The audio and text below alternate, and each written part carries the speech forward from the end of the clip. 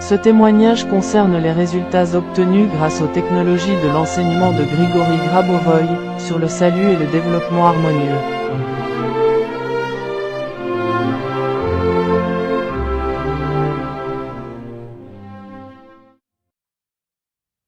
Bonjour, je m'appelle Natalia Shvedova. Je vis en Russie, à Moscou.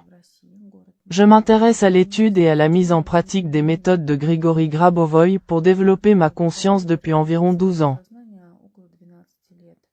L'application de ces connaissances pour résoudre mes tâches personnelles, mais aussi pour comprendre les lois qui régissent le monde, me permet d'atteindre les objectifs que je me suis fixés, de m'épanouir dans les différents domaines de la vie et de rendre ma vie plus harmonieuse.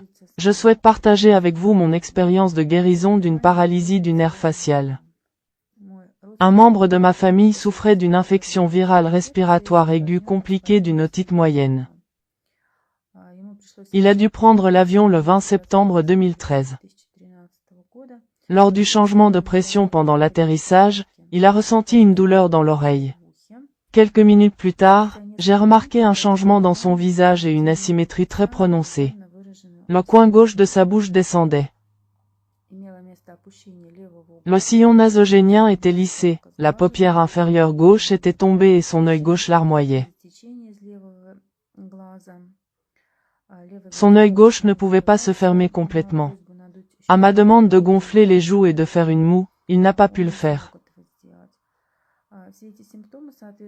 Ces symptômes correspondaient au tableau clinique d'une paralysie du nerf facial.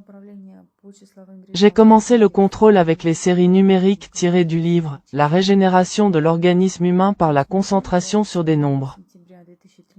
Une semaine plus tard, le 27 septembre 2013, l'œil a commencé à pouvoir se fermer, l'eau ne coulait plus de la bouche pendant la prise d'aliments ou de boissons.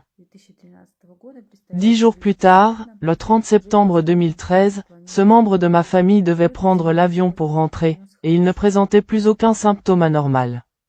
Le vol s'est bien passé.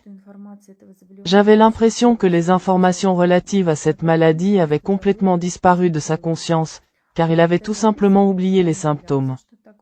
Quand je les lui ai décrits, il a été surpris que cela ait été ainsi. L'absence d'informations sur la maladie, c'est mon critère. C'est précisément sur ce critère que je me base pour déterminer si le rétablissement de l'organisme s'est accompli.